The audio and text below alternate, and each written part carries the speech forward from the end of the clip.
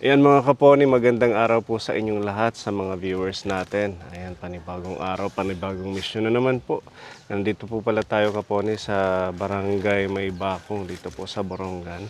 At ayan, mag-aayuda tayo sa ating mga seniors. May mga dala ho tayong mga pagkain dito, bigas, para ho sa ating buwan ng ayuda sa mga tinutulungan nating matatanda. Ayan, masaya dahil kahit papaano na kukontinue ang ating elderly care program, ang paglingap natin sa mga seniors dito po sa Eastern Samar. Ayan, meron po tayong good news kahapon, kaponi. Kung napanood niyo po yung ating vlog kay Rubian, yun yung resulta ho ng kanyang ultrasound. Meron ho siyang massive ascites or ascites. So, natuwa po ako kagabi kasi ang ating mahal na gobernador ng Eastern Samar, si Gob RV, nag-message po dun sa ating pinost na video. Ayan, tutulungan daw po nila si Robian. Kaya thank you so much dahil sa pamamagitan nitong ating collaborative effort ni Kuya Bunay Vlog, Kablas Vlogs, at saka yung iba pang mga charity missionary na nandito sa Eastern Samar, na nagkakaroon ng pag-asa yung mga may sakit, yung mga tinutulungan nating kababayan. Thank you so much, Gob. At yun, nag-message din po sa akin personally yung staff nila ni Gob na makikipag-coordinate ho sila doon sa Barangay Gindalitan, sa lugar po ni Robian, para ma-assist po yung bata. Hopefully, pag-pray natin na maagapan at saka madala sa doktor sa Manila or sa Tacloban, sa espesyalista, para maibsan po or ever na kailangan ng operasyon, maoperahan or malagyan ng device na tanggal yung fluid sa kanyang tiyan. Again, thank you po, Gob, sa inyong malasakit. Talaga namang sobra yung galak ng puso ko nung nag-message po kayo, at saka yung inyong patuloy na paglilingkod sa ating mga kababayan dito sa Eastern Samar. Mabuhay po kayo. And of course, sa mga patuloy na tumutulong, yan, sa mga kapwa sponsors natin.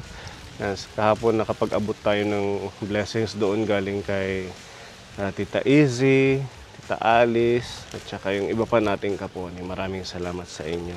At yun, balik tayo sa ating paayuda buwan-buwan. Diretso na tayo sa ating Tatay Pio. Yan, si Tatay Pio ay isa po sa nililingap nating na stroke. So, taga dito po siya sa May Bakong. Yan ang ating mission ngayong araw. Itong mga matatanda nating nililingap kapon, sila ho talaga yung ating pinapriority na ayudahan buwan-buwan, lalo na yung mga walang kasama, mga nag-iisa sa buhay, malayo sa mga anak, or walang kakayanang tulungan yung magulang nila. So, pinupush natin na madalhan sila buwan-buwan itong mga pagkain, bigas, para makabawas po or sa makadagdag sa kanilang pagkain, makabawas sa iniisip nila. Maupay! Yata dito.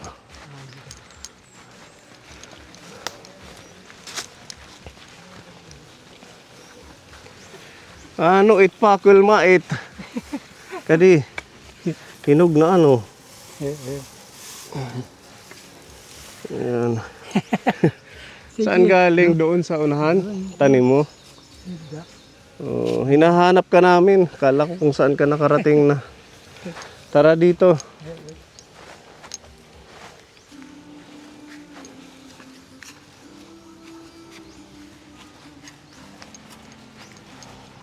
Kanina ka pa doon, tatay? Naghalas ako. Ha? Naghalas.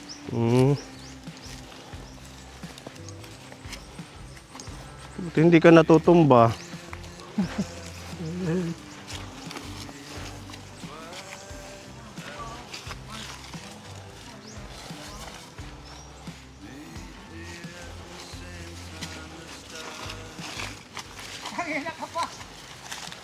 Nagkuhain pakol.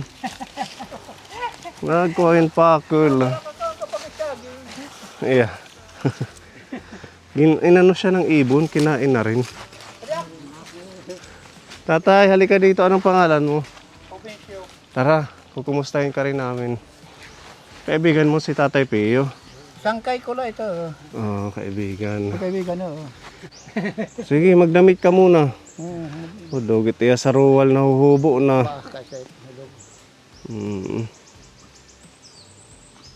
Huli ka kinaya mo takay. Ito. Oo, kinakain na ng ano. Oo, Ang marami anak ng... Ano yung ibon at Kung saka? nakakain yan, no? Tamo-tamo, hinog na ako. Oo, Sarap yun. masarap to. Kinasayang yun. Meron yan, ano? Yung makain na ito. Ito. Yung kuhan, manok-manok. Mga ibon at saka paniki siguro ano. Ganon. Ano ito? Tatay, kinaon na nam. Asos. Ano? Saan may buto yan? Wala man. Pakol, sabi mo kung Yung akala kong apakul. pakol. Matamis. Ba, matamis yun. Oo. Sarap yung sinaing. Wala, makuha. Kita Tatay, pahingi ha. Yan, yung ano. Tikman natin ang ano to, sa bato ni. Saging, makain yun. Medyo hilaw pa tatay, di siguro. Ini nga naglukinaw. Ano yan, nagbubutak. May buto, isa. Isa lang. Hindi marami, yung pakul yung marami. Dalawa. Ayan oh. Yan o. Buto. Masarap pala. Parang ano lang siya, yung binibenta sa palengke. Ano? Mahal yun ito. Mga 35 pesos ang kilo. Ito. Ngayon, ambot. Kung ganun pa. Tanim mo ito tatay. Bang kapag isga ng tag-ada, Iyay. tanim mo. So, tanong na niya. Kuha tayo ng upuan mo para makaupo ka. Ang ka na rin pa Ito na ba yun? Isa lang to tatay. Dito, kayo mainit dyan. Upo ka na rin dito sa kaibigan mo. Kumusta na si Tatay Pio? Hindi ka mo makakong kay pagyayakan. Hindi makakaintindi ka din nahuluwas. Hindi niya mabigkas. Pero may ano, medyo naintindihan namin ng konti. Ang maintindihan niyo? Nabibigkas niya yung parang yung ano lang, kalahati ng word na sinasabi niya dahil nga sa apektado yung pagsasalita. Kaya ganyan si Tatay Pio. Okay naman ang kalusugan mo. Okay naman. Okay naman. Nadatnan natin siya, nagkuha nga siya ng saging kapon. Anong gagawin mo dyan? Pagkain mo lang. Masarap, matamis siya. Buti nga meron ka pang mga natanim dati.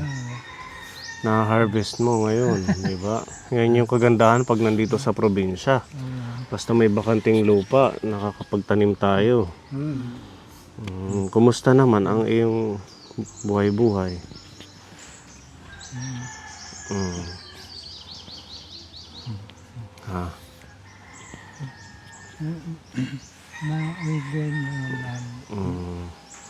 Nag-almusal na si tatay.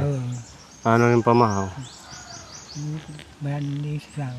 Pandesal. Ito si Tatay Jobencio, siya yung laging natulong din sa'yo kahit papaano, di ba tatay? Pag once wala siyang pagkain, Nakuha na siya. Amit na bubuligan. nabibigyan nyo. Kasi malapit lang yung bahay nila. Doon lang. Oo, so ito si tatay, pag walang ginagawa, naboboard dito sa bahay niya. Pumunta na sa bahay, magtingin ng TV. Nanonood ng TV. TV. Ngayon yung, Ay siya malang isa dito. wala naman siyang kasama. Walang kasama. Siguro minimingawan. Namimingaw. Minimingaw. Kaya napasyal ho sa inyo. Anong huling bisita natin, binigyan kitang tungkod. Nasaan yung tungkod mo? Ba't hindi mo gamit ngayon?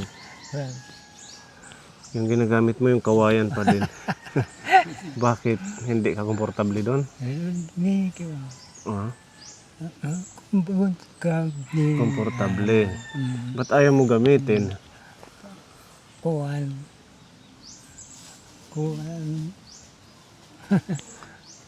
Pag napunta ka doon, bakit? Magagasgas? Kasi bago eh. Siguro iniisip mo baka maputol doon. Hindi matibay yun. Kahit doon sa mga damuhan, di ba? Yung ganong klaseng tungkod, yung binili natin.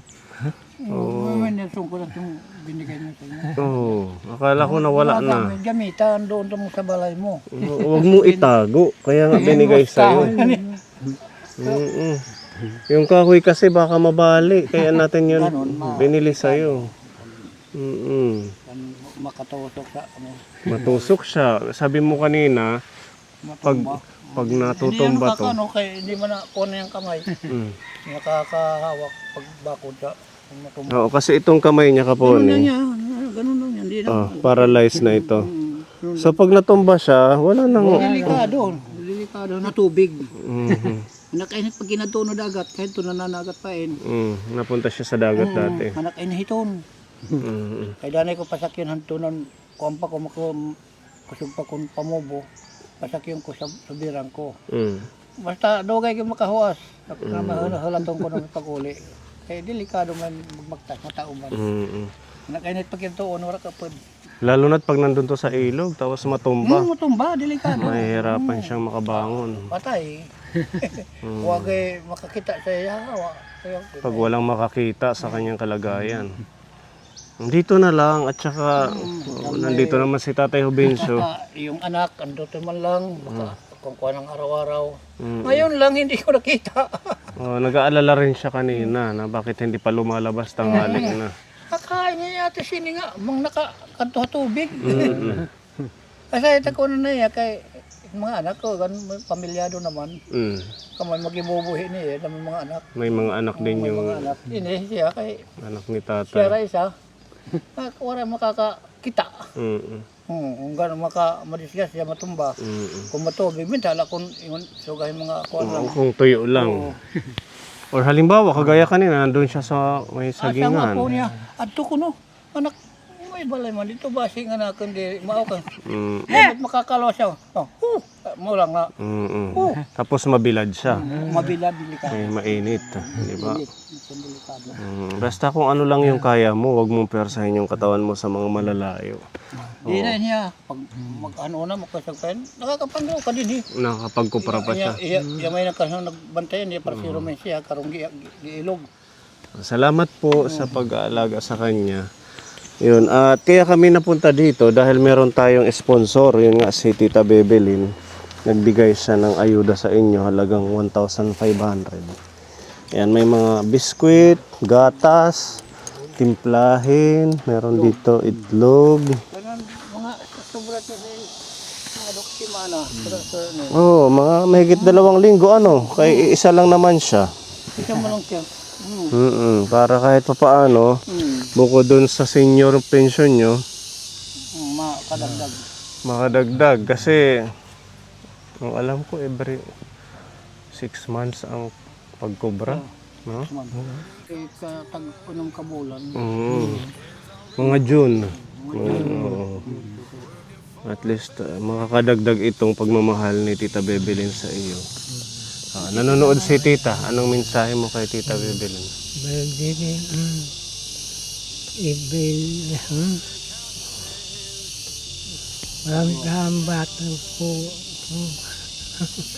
Maraming salamat daw, Tita.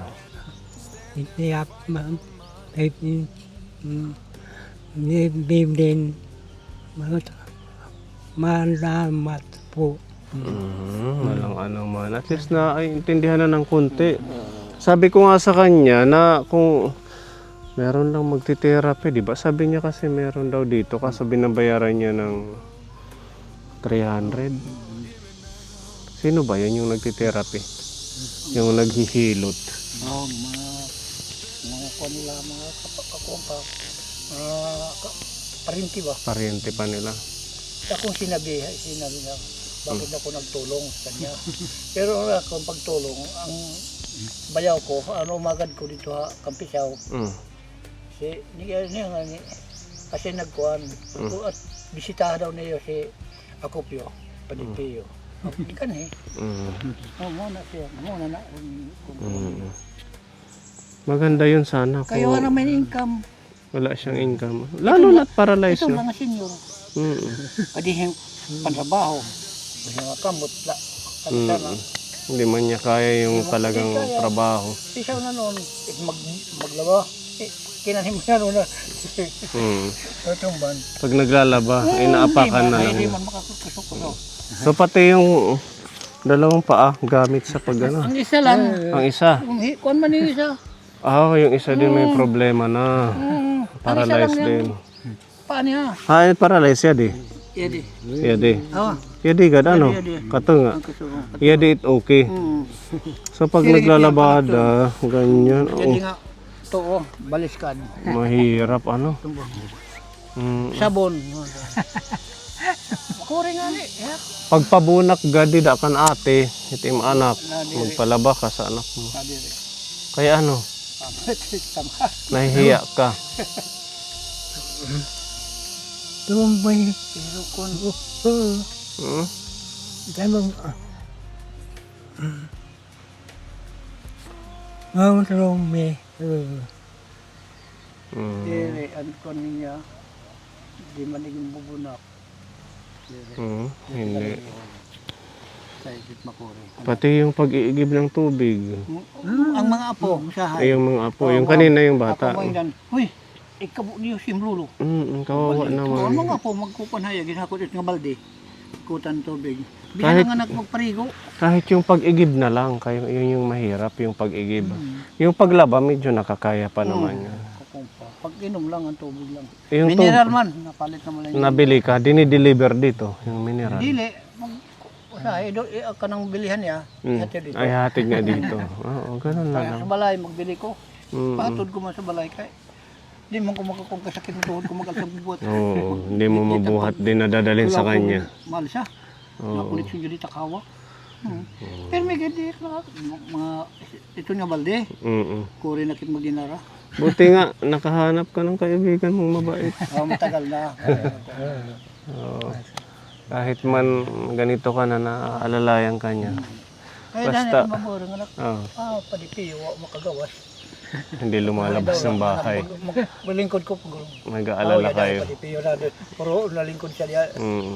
Pag ganyan na nakasara yung pinto na yero, ibig sabihin wala yun siya dyan. Wala akong kasira. Kanina, padipiyo. Hindi daw lang anak, kasi na mga po. Pag abot niyo, uy, para pa nagpadipiyo. Anakin na natin ni Chapa. Oo. Silip-silipin nyo na lang. Diba? Ayan. Maganda yung meron ganitong closeness na nangyayari sa bawat senior na kapitbahay or kaibigan. Kahit pa paano, meron nagiging karamay. Tingnan nyo yung mga senior natin sa Sorok, sila Lola Adelina, Lola Normelita. Magkakapitbahay pero nagtutulungan sila. Pag nagkakasakit, pupunta. Pag wala yung isa, meron pa ako bigas. Ganyan dapat. Kasi syempre, wala namang ibang magtutulungan kundi kayo lang din. Di mo ka. Ligid mahimo nga din yung atamanan. Mm. Maluloy ka tao na. Syempre, nakakaawa din. Lalo na't ganito na siya. Diba? Ayan, maraming salamat Tita Bebelyn dito po sa ayuda. Halagang 1.5 po yan, tatay. Pagmamahal ni Tita. Tapos meron kaming ipapaabot dito. Galing kay Tita Mel. Idagdag mo na lang ng pambili ng ulam. Bili-bili ng ng lang, bulan. Oo. Pero wag masyado sa tuyo. Pero Kung ano na lang, gulay. Kahit na, kaya na-stroke na siya. Hindi na yung pwedeng mag-ano ng... Kanino? Patay mo. Ito, pinabibigay ni Tita Mel para din sa'yo, 500. Dahil sa kabutihan ng puso mo sa pag-alalay sa Tatay Pio. Salamat po. Tita Mel, salamat po. Himhan ng kuwan. Saghan din. Salamat daw po. Tita Mel, salamat sa akin bulig. Ramham ng mga pobre. Takong salamat. Ayan, thank you po. Thank you so much sa ating mga kaponi. Ayan, at least kahit pa paano na kakapagbigay pa rin tayo ng pagmamahal at suporta sa mga nilingap nating matatanda. Tita Bebelin, thank you. At kay Tita Mel. And God bless kaponi. See you again on our next vlog. Bye-bye na po. Bye-bye tatay. Ingat kayo.